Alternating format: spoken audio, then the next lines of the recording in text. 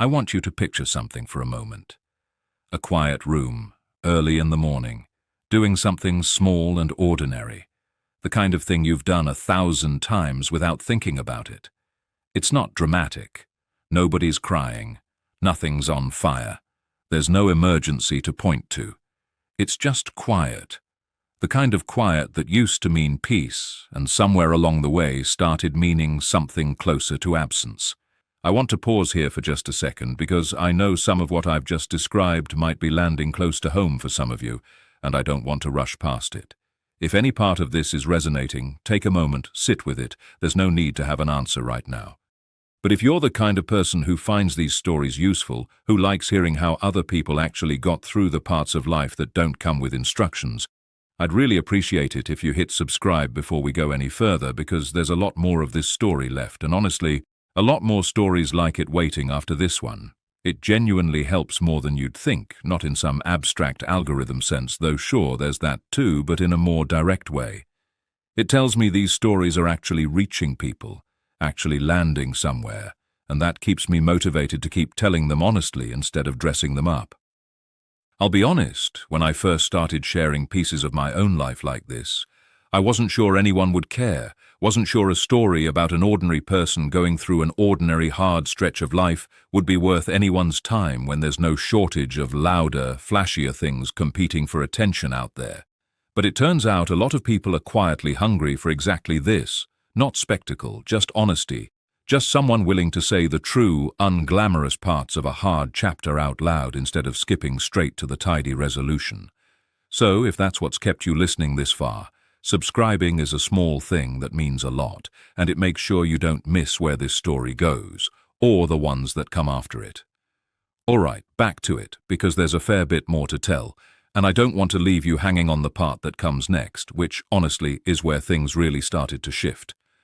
I want you to picture something for me. You're sitting at your kitchen table at 2 in the morning with a stack of bills you've already sorted 3 times, because sorting them again feels better than lying in the dark, thinking about the fact that the numbers don't work. They haven't worked for a while. You've run the calculation forward every way you can think to run it. And no matter how you rearrange the pieces, the social security check that felt like solid ground when you were planning for this retirement, back when planning for it felt like something adults did responsibly and with dignity, now feels like trying to stand on a raft made of cardboard in a slow rain. You're not panicking. That's the strangest part.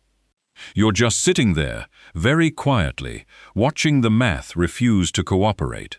And somewhere underneath the numbers is a thought you haven't said out loud to anyone yet, which is that you genuinely don't know how you're supposed to live the rest of your life on what you have.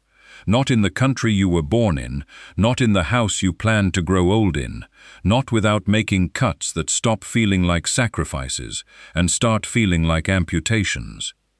That was me. That was my kitchen table, 3 years ago, in a house in Tucson, Arizona, that I'd lived in for 22 years, and that was slowly, methodically, doing its best to eat what was left of my retirement alive. My name is Wyatt. Wyatt Hughes. I'm 68 years old, and I now live in Palawan, Philippines, on an island so far from where I started that the time difference alone sometimes makes my daughter laugh when she calls, and I'm already eating dinner while she's still drinking her morning coffee. I moved here 14 months ago, and before I get into everything that led up to that decision, everything I had to face down, every fear and every bureaucratic tangle and every conversation I had to have with people I loved who didn't quite understand what I was trying to do, I want you to go ahead and subscribe right now if stories like this matter to you, because there's more of this coming, and I think you'll want to be around for it when it does. Let me start at the beginning, or close enough to it. I spent 34 years working as a civil engineer for a mid-size firm in Tucson. Not glamorous work, not the kind of career that gets written about anywhere, but honest and steady and, for most of my adult life, more than sufficient. I designed infrastructure, roads, drainage systems, the unglamorous plumbing of functional cities that people drive over and through and never once think about, which is, I always told myself, exactly how you know it was done correctly. I was good at it. I retired at 65 with what I thought was a reasonable plan, a paid-off house, Social Security coming in, and a modest amount of savings I'd built up over a career of being careful with money in the way people of my generation were generally taught to be careful with money, which is to say, cautiously, anxiously, always with one eye on the balance. What I did not adequately account for was inflation doing what inflation does, or healthcare costs doing what healthcare costs specifically do to retired people who no longer have an employer absorbing the worst of it, or the particular and relentless way that a house you've owned for 22 years begins accumulating needs the moment you stop having a paycheck sufficient to meet them without noticing. The roof needed work within the first year of my retirement. The HVAC unit went out in the summer of my second year, in Tucson, in August, which is not a situation that allows for leisurely decision-making. Property taxes crept upward with the kind of slow, polite persistence that doesn't feel dangerous until you step back and look at what you were paying 5 years ago versus what you're paying now, and realize the number has climbed nearly 30% without anyone asking your permission or offering you anything in return for the increase. My Social Security check was, and I'll just say the number plainly, because I think vagueness about money in situations like this does nobody any favors, roughly $2,040 a month. That was it. That was the whole foundation. I had savings, but I was watching them shrink in the way you watch a reservoir shrink during a drought, steadily, measurably, with the uncomfortable knowledge that the rate of shrinking is outpacing any reasonable expectation of replenishment. I'd done the math on how long the savings would last at the rate I was drawing from them, and the answer it kept producing was not a number that allowed for sleeping particularly well at night. I want to be honest about something here, because I think it matters. I was not in crisis in any dramatic, immediate sense. I was not about to lose the house, not that month, probably not that year. But I was in the kind of slow, grinding, undeniable trouble that doesn't announce itself with a single catastrophic event, and instead just quietly reshapes your life from the outside in, the way water reshapes stone, until one day you look up and realize the shape of the thing is entirely different from what it used to be, and you can't quite remember when the reshaping started. I was already cutting things I'd never planned to cut. I'd stopped going to the dentist regularly, telling myself it was fine, that I'd go when something actually hurt, which is exactly the kind of reasoning that costs 3 times as much later, and that I'd have told any other sensible adult was a terrible idea. I was eating differently, not badly exactly, but with a constant background awareness of cost that had never been part of how I thought about food before. I'd stopped meeting my friend Dale for dinner on the first Friday of the month, a habit we'd had for going on a decade, and I told him it was because I was busy, and he nodded and didn't push. And I spent the drive home that evening feeling the specific kind of shame that comes from lying to a person you respect out of a pride you can't quite afford to maintain. My daughter, Claire, lives in Denver. She's 39, has 2 kids of her own, a husband named Marcus who works in software, and a life that's genuinely full and genuinely good, and that I'd never want to lean on any harder than I already do, just by being her father and being far away. She called every Sunday without fail, and she's perceptive enough that within the first 6 months of my retirement, she'd started asking, gently, careful questions about whether I was doing all right, by which she meant financially, because she's her father's daughter, and she understands numbers, and she could hear, I think, a tightness in my voice when I talked about the house or the month's expenses that I wasn't quite managing to hide the way I intended to. I kept telling her I was fine. I kept telling her I had it handled.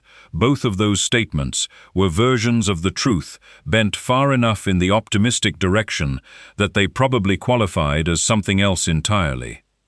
My son, Patrick, is 35, lives in Nashville, and is the kind of person who's very good at his life and slightly less good at understanding that not everyone else is having the same experience of it.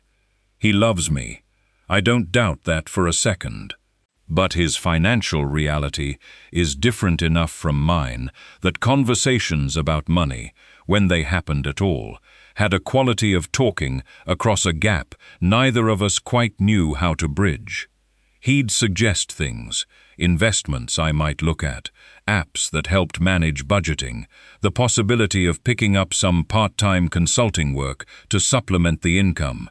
All reasonable suggestions from a person who wasn't sitting in that kitchen at 2 in the morning watching the math refuse to cooperate, and all suggestions that somehow made the gap feel wider rather than narrower when I turned them over in my head alone afterward.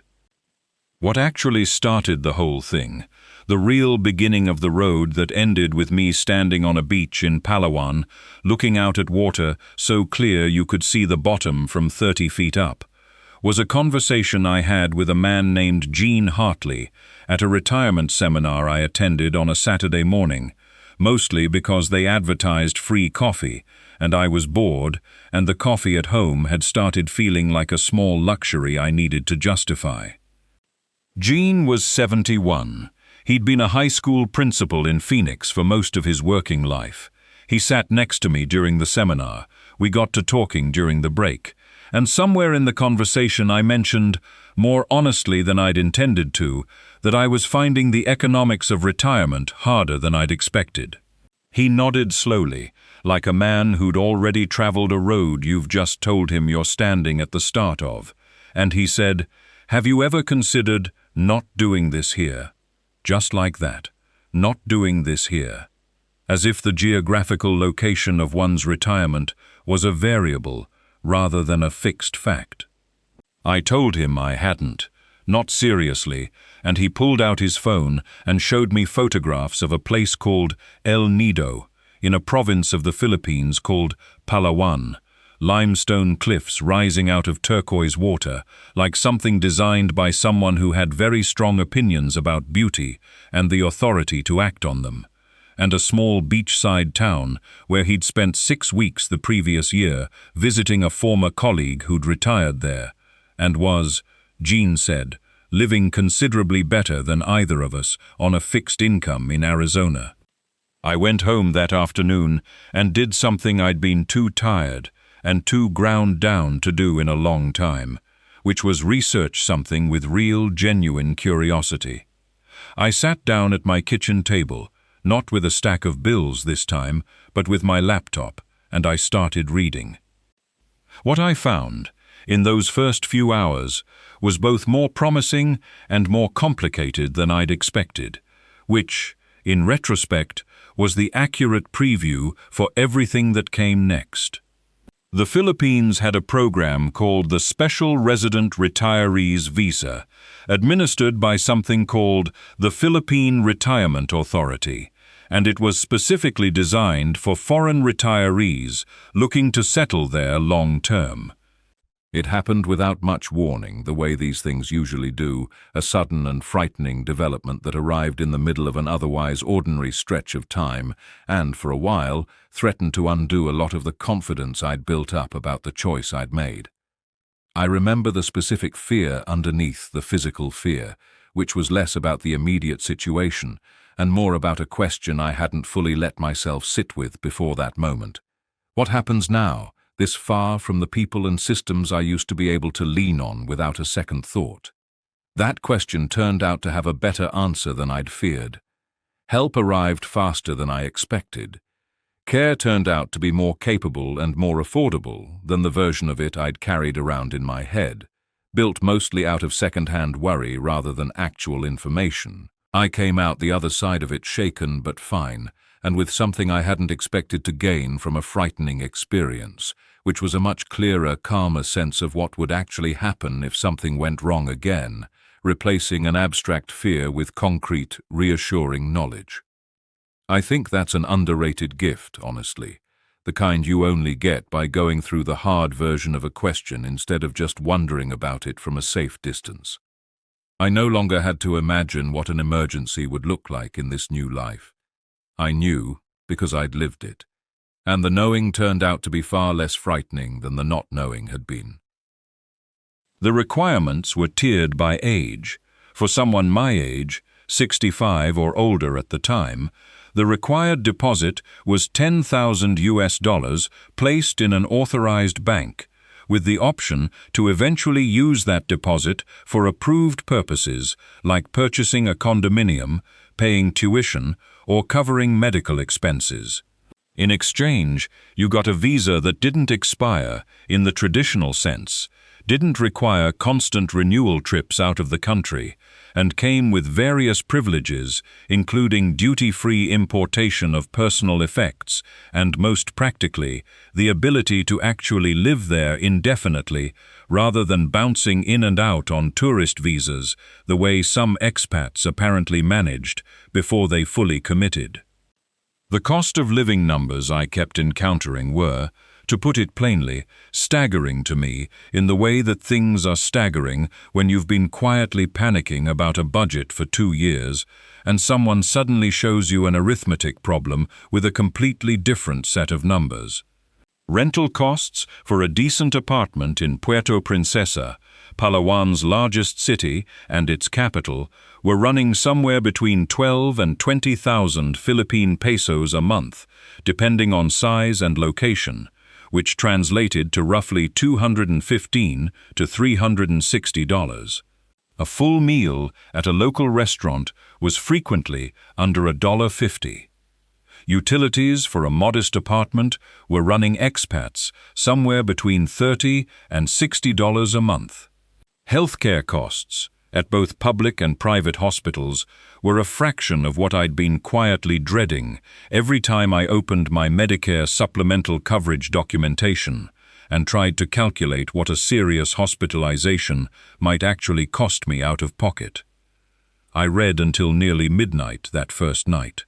I read expat forums where people described their monthly budgets in specific, granular detail, and the numbers kept showing up in roughly the same range. Total monthly expenses for a single retiree living comfortably but not extravagantly, landing somewhere between $800 and $1,200, depending on lifestyle, location within the country, and how much they leaned on local versus imported goods. $800 to $1,200. On $2,040 a month, that wasn't just survivable. That was, and I had to read the numbers several times before I let myself believe them, actually comfortable. That was money left over. That was the difference between watching your savings drain and watching them stabilize, or even, impossibly, grow. But I want to be honest about something, because I think this is where a lot of these stories skip past the part that actually matters most, which is the part between finding out something is theoretically possible and actually doing it. The gap between those two things was, in my experience, enormous, and it was full of very specific, very real, very stubborn things that had to be dealt with one at a time before any of it became real. The first thing was healthcare, and I knew it would be, because healthcare is the thing that every single person who hears about a retirement abroad immediately asks about, and it's the thing that deserves the most serious thinking rather than the most panicked dismissal. I was on Medicare. Medicare, I discovered in very short order, does not cover you outside the United States, except in extremely limited emergency situations near the Canadian and Mexican borders, under specific conditions that would not apply to me in any form. This was not news, exactly, in that I'd known Medicare had limits, but confronting the practical reality of it in the context of actually leaving the country was different from knowing it abstractly. I was going to have to source private international health insurance, and I was going to have to do it as a 67-year-old man, which, as any 67-year-old man who's tried to price out private health insurance knows, is not a project that goes quickly or cheaply. I spent 3 weeks researching international health insurance options specifically designed for retirees abroad. There were more options than I'd expected, companies that specifically catered to this market, expats and retirees living in Southeast Asia, and while none of them were cheap in absolute terms, the better plans were significantly less costly than the equivalent coverage would have been in the United States. And when I found a plan that covered major medical, hospitalization, emergency evacuation, and had a network that included the better private hospitals in the Philippines, I had to sit with the annual premium for a while, because it was real money. But when I compared it to what I was already spending on Medicare supplemental coverage, combined with the out-of-pocket exposure I was carrying, the numbers were actually comparable, and in some scenarios better.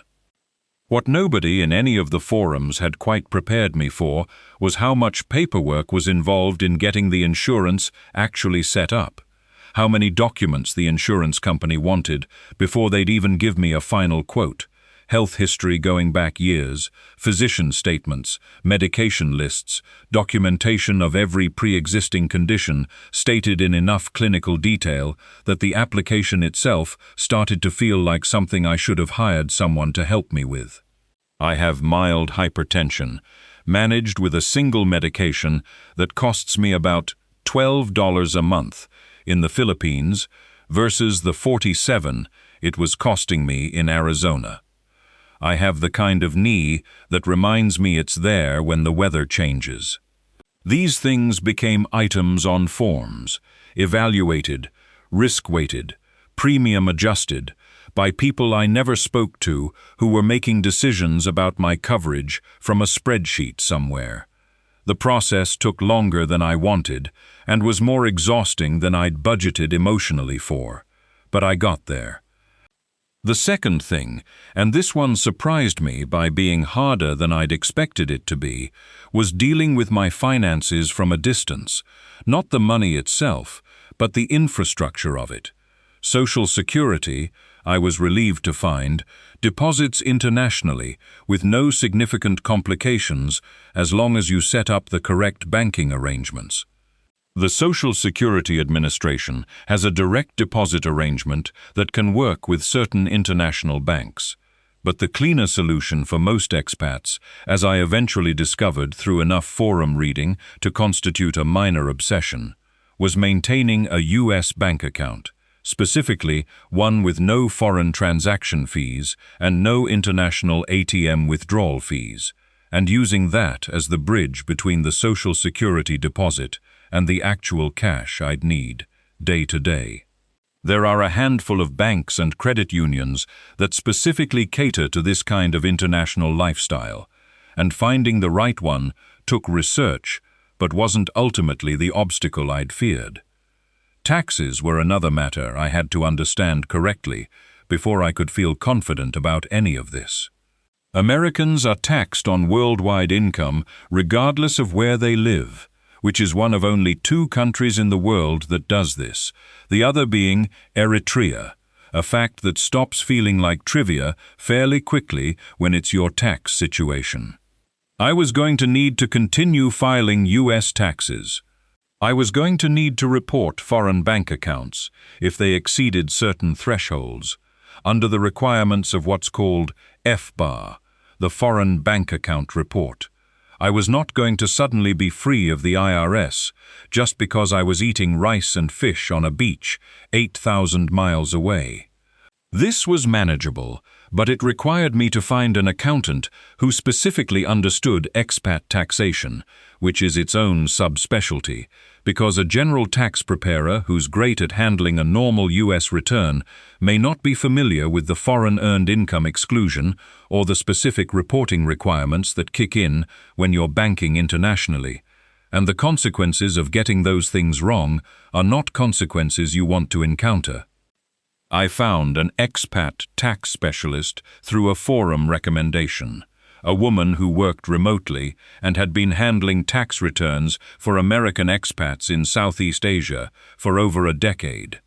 She walked me through everything with a patience that I was deeply grateful for, because I asked a lot of questions, and some of them were probably things she'd answered 400 times before, and she answered them all without making me feel like I was the 401st version of an identical problem. She also told me something that reframed part of my anxiety considerably, which was that for a retiree living on Social Security and modest savings interest, the actual tax liability was likely to be very manageable, because Social Security benefits are taxed at a specific, limited rate depending on total income, and if my total income stayed below certain thresholds, the picture was considerably less complicated than I'd been imagining at 2 in the morning. The third thing, and the one that lived alongside all the practical concerns for the entire time I was planning this, was the conversation I kept having with Claire and the conversation I kept not quite having with Patrick. Claire had started figuring out what I was doing before I told her directly, because she's her father's daughter, and she paid attention to what I was reading and where my questions were going when we talked. And one Sunday she just asked me, plainly, whether I was seriously thinking about moving to the Philippines. I said yes. She was quiet for a moment, and then she asked a question that told me she'd been thinking about this possibility for longer than that moment, which was whether I'd looked into what the healthcare situation would actually be like if something serious happened. Not a gentle, exploratory question, a real one, from a daughter who loved her father and needed an actual answer, not a reassurance. I told her everything I'd found out, all of it. The insurance plan, the specific hospitals in Puerto Princesa that expats consistently cited as competent and accessible, the evacuation coverage that would get me to Manila or out of the country entirely if something happened that required a level of care the local facilities couldn't provide. I told her about the costs, which she already knew were unsustainable where I was, and I laid the actual numbers out side by side, what I was spending in Tucson on a monthly basis, what the equivalent life in Palawan was projected to cost, and what that difference meant for the trajectory of my savings over 5 years, 10 years, the rest of whatever I had. She didn't try to argue with the numbers. She's too smart for that. What she said, after a long pause, was that she needed to trust that I'd thought this through, and that she was choosing to trust that because she knew me, and because the alternative, watching me grind myself down on an income that wasn't enough, in a house that was slowly consuming what I had left, wasn't something she could advocate for just because it was geographically closer to her. That conversation was one of the harder ones of my life, and also one of the more clarifying ones, because it forced me to state out loud, to someone I loved, and who needed the real version rather than the reassuring version, exactly what I was doing and why. Saying it to Claire made it more real than any amount of forum reading or spreadsheet work had managed to do. Patrick took it differently, which is to say, he took it the way Patrick takes most things he's uncertain about, which is by going quiet for a week and then coming back with a list of concerns stated as practical questions. Were the property rights for foreigners secure? Was the political situation stable?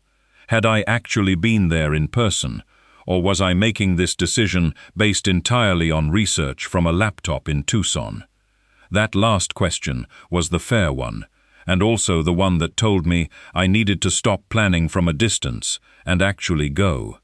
I booked a trip, 3 weeks, in October, because someone in an expat forum had mentioned that the tail end of the rainy season was finishing up by then, and the light in Palawan in October had a specific quality they struggled to describe adequately, and I figured I'd understand what they meant when I saw it, or I wouldn't, and either way I'd have the answer to Patrick's most important question. I landed in Manila first, because the routing from Tucson to Puerto Princesa required it, and I spent 2 days in Manila acclimating and meeting a man named Rodrigo who'd been recommended to me by someone in one of the expat forums as a reliable fixer and guide for newcomers doing exactly what I was doing, scoping out a potential move.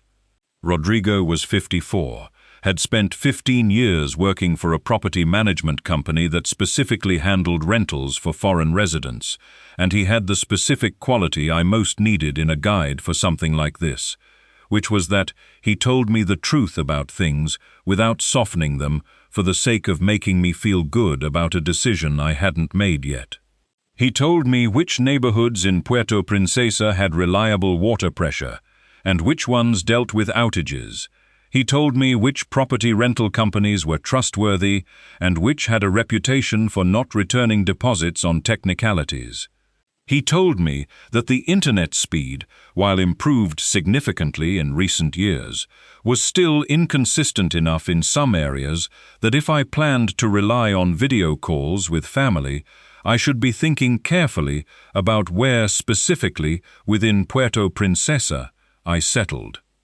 He also told me, the first evening over dinner at a small place near the hotel he'd recommended, that the single biggest mistake he'd watched foreign retirees make when they moved to the Philippines wasn't a practical mistake at all. It wasn't a visa error or a banking problem or a healthcare miscalculation. It was arriving with a tourist's expectation of the place rather than a resident's willingness to learn it. He'd seen people come full of enthusiasm, find the enthusiasm insufficient when things went wrong in ways they hadn't anticipated, and leave within a year, having made the decision with their eyes on the dream rather than on the reality. He said this not to discourage me, but to locate a particular kind of readiness he was looking for before he decided how much of his honest assessment to give me, and apparently I passed whatever that evaluation was because the rest of the trip was the most thorough, useful, and genuinely illuminating experience I'd had in years. We flew to Puerto Princesa on a short domestic flight and spent the first day simply walking. Not the tourist version of walking, not the beaches that get photographed for travel magazines, though we saw those too, and they were, I will say plainly, as spectacular as anything I'd ever seen in a life that had not, up to that point, contained very much spectacular scenery. We walked through the market areas, through the streets where people actually lived and bought their groceries and repaired their motorbikes and called out to each other across the road in the way people call out to each other when the road is genuinely part of the community rather than just a way to get through it. We went to a large air-conditioned supermarket called Robinson's, and I walked every aisle and noted prices with the specific and probably obvious enthusiasm of a man doing arithmetic in his head constantly, because I was. We went to a smaller public market where vegetables and fish were sold from stalls in a covered building that smelled of the sea and of cut greenery and of something I couldn't identify but that was entirely pleasant, and the prices were lower again, and the quality was visibly better. And a woman selling tomatoes laughed at something I said in my clearly inadequate attempt to use the few Tagalog phrases I'd practiced, and corrected me kindly while handing me a bag of tomatoes for what amounted to 30 cents. Rodrigo took me to see 3 apartments over the course of the second day. All of them were within a reasonable distance of the city center. All of them had functioning air conditioning, which in a climate like Palawan's is not optional, regardless of how minimal you intend to live. And all of them had internet connections that Rodrigo had actually tested in advance, rather than taking the landlord's word for, because he said landlords' descriptions of their own internet speeds were, across the board and without exception, optimistic in ways that the actual experience of living with the connection would rapidly correct. The apartment I responded to most strongly was a two-bedroom unit on the second floor of a small building whose landlord was a retired schoolteacher named Melinda, who lived in the ground floor unit and who, within about 15 minutes of meeting me, had offered me a plate of something called adobo that she'd apparently made that morning, and that was one of the most unexpectedly satisfying things I'd eaten in recent memory. Which is saying something, because I'd been eating well since I arrived and had already abandoned the careful, cost-aware approach to food I'd developed in Tucson. The rent was 15,000 pesos a month. At the exchange rate that week, that was $270. I want to stop here and just sit in that number for a moment, because I think it's important that you understand what $270 meant to a man who'd been paying property taxes and insurance and maintenance on a house in Tucson that were collectively consuming more than half his monthly income before he'd bought a single piece of food. $270 for a furnished, air-conditioned, two-bedroom apartment with a landlord who made adobo. I sat in that apartment on the edge of the bed, in the larger bedroom, and I ran the math again, the way I'd been running it for months from my kitchen table, but with these numbers plugged in instead of the Tucson numbers, and the result on the other side was not a slow drain toward a point where the savings ran out. It was stability. It was more than stability. It was, if I was honest with myself about it, a version of retirement that was closer to what I'd imagined retirement would be when I was 35, and imagining it than anything I'd been living in Tucson for the previous 3 years. On the third day, Rodrigo took me to a gathering that turned out to be one of the most significant things that happened to me on that entire trip, though I didn't quite realize it while it was happening. It was a loose, informal monthly dinner for expat residents and long-term visitors, held at a restaurant in the city that had a covered outdoor section strung with lights above a garden that managed to be simultaneously modest and beautiful in a way that felt entirely accidental, the way the best beautiful things often do. There were maybe 20 people there, American, Australian, a couple of Germans, a Swiss man named Thomas, who'd been there 9 years, and who spoke English with an accent that had somehow acquired a slight Filipino lilt over the decade. A few Canadian retirees, and several Filipinos who'd married into the expat community or who ran businesses that served it, and who were, without exception, more entertaining company than anyone I'd sat with in a social setting, in longer than I wanted to calculate. I sat next to a man named Jerry Caldwell, 69 years old, originally from outside of Portland, Oregon, who had moved to Puerto Princesa 4 years earlier after a career in commercial printing. Jerry had that particular quality you sometimes encounter in people who found their place and settled into it. A contentment that isn't complacency, a steadiness that isn't boredom. He ate with real appetite. He laughed often and fully. He asked questions about me that were genuinely curious rather than conversationally polite, and when I described what I was dealing with back in Arizona, the income, the house, the slow grind of a retirement that wasn't working the way it was supposed to, he nodded in a way that suggested he'd heard some version of this story before, possibly from his own mouth, and then he said something that I've turned over in my mind many times since. He said that the thing people misunderstand about moving somewhere like this, when you're doing it for financial reasons, is that they assume the financial relief will be the main thing you end up grateful for. He said that in his experience, and from watching other people go through it, The money was what got you on the plane. But the thing that made you glad you stayed, really glad, down in the part of you that's honest about these things, was almost always something else. It was the pace. It was the way the days felt when you weren't moving through them in a state of constant low-level financial anxiety. It was the relationship you built with your street, your neighborhood, the woman who sold you tomatoes, the landlord who made food you didn't ask for and brought it up anyway, because that was simply what you did for people you were responsible for. He said that in 4 years, he'd had more genuine neighborly relationships than he'd managed in 22 years in Portland.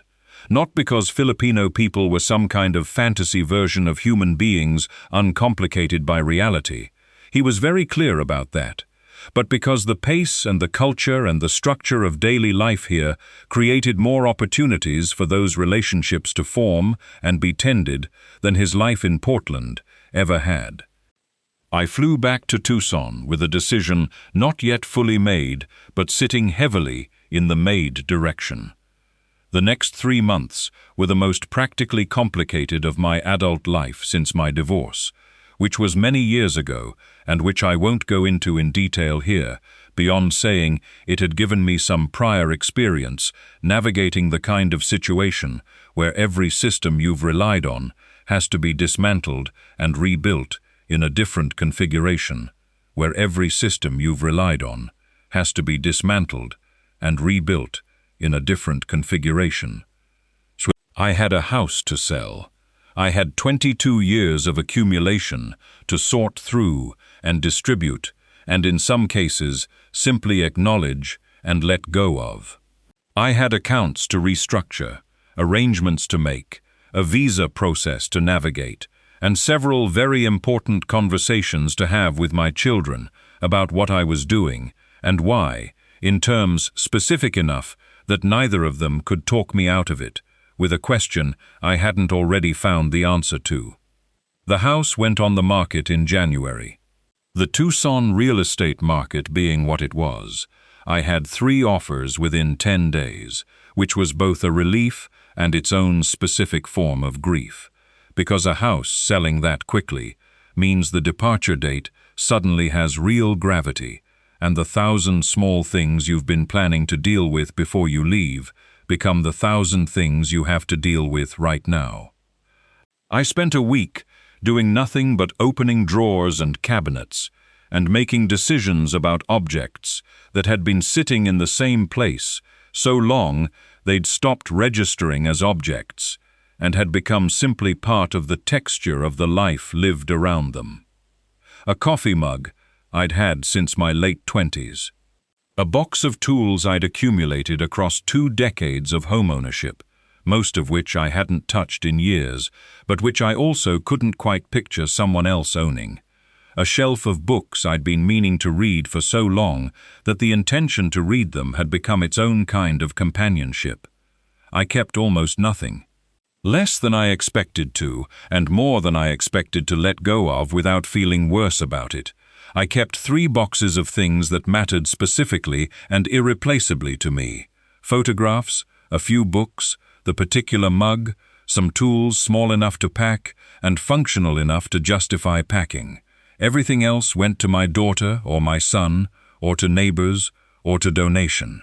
The house sold and closed, and the keys changed hands on a cold morning in February that had an odd, final clarity to it, the way significant moments sometimes do, a quality of sharpness in the air that makes you aware you'll remember this particular light and this particular temperature long after the event itself has been processed into the past.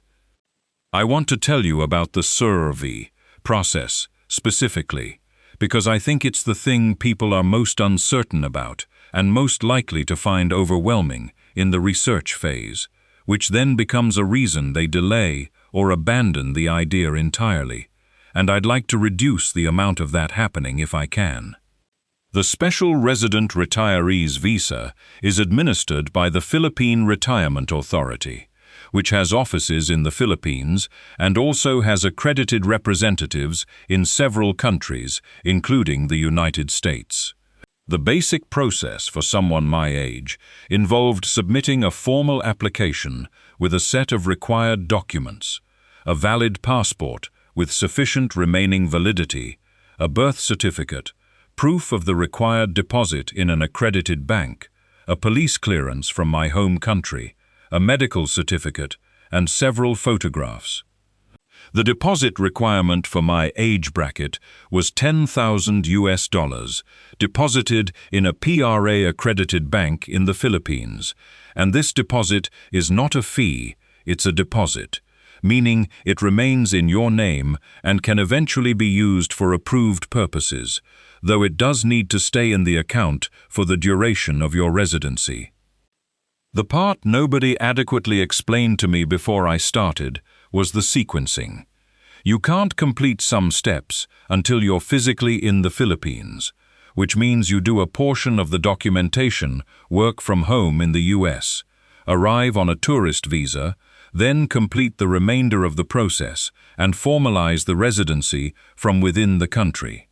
This sounds more chaotic than it is in practice, but it does require you to arrive with a clear understanding that you're in a transitional status initially, and that living on a tourist visa while the survey finalizes is normal and expected and legally unremarkable, not a gap or a problem, just part of the process. I arrived in April on a tourist visa. The survey was finalized approximately 10 weeks later, and in the interim, I was living entirely legally in the country. I just didn't have the card in my hand yet. The bank deposit was the piece that felt most anxiety-producing in the abstract, and turned out to be the most procedurally straightforward in practice. The PRA maintains a list of accredited banks. I opened an account with one of them, transferred the $10,000, received the documentation confirming the deposit, and that documentation became part of the SSRV application package. What I hadn't fully anticipated was the additional opening deposit some banks require to simply open the account, separate from the PRA deposit, and this is the kind of detail that varies by bank, and that the forums are not always consistent about, so I'd recommend calling the specific bank directly before assuming anything about what they'll require on the day you walk in. Rodrigo, who had remained in contact across all the months of planning, and who proved to be worth more than I could calculate in terms of practical guidance on the ground, was invaluable during the in-country portion of the process. He knew which PRA office had shorter processing times and which one had a woman at the front desk who would tell you the application was missing something, it wasn't missing just to send you back to gather more documents, and which neighboring office would look at the same application and tell you it was fine. I want to be clear that the PRA process was not, in my experience, a corrupt or predatory one.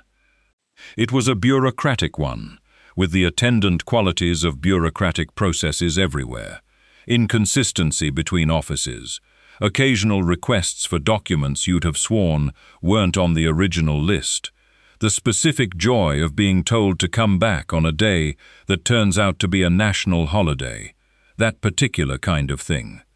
Rodrigo navigated all of it with the ease of someone who'd done it many times and who understood that patience and a consistent good temper were more useful tools in these situations than any amount of assertiveness. I was living in the apartment I'd seen on my scouting trip by then. Melinda, my landlord, had held it for me across the months between my scouting visit and my actual arrival. Something I hadn't asked her to do, but that she'd offered when I told her I was coming back. A gesture of goodwill that still strikes me as characteristic of 100 small moments I've had in this country that I wouldn't have predicted and couldn't have manufactured. She had a container of the same adobo waiting on my kitchen counter when I arrived, because she'd apparently decided this was going to be our thing, the adobo greeting, and who was I to argue with that? The first month was genuinely disorienting in ways I hadn't fully braced for, despite having braced carefully. I want to be honest about this because I think the scripts about moving abroad sometimes skip from the decision straight to the contentment, and the middle part, the part where you're actually new somewhere and don't yet know how things work and feel stupid about things you should probably know by now, is real and significant and worth naming properly. I got on the wrong jeepney twice in the same week.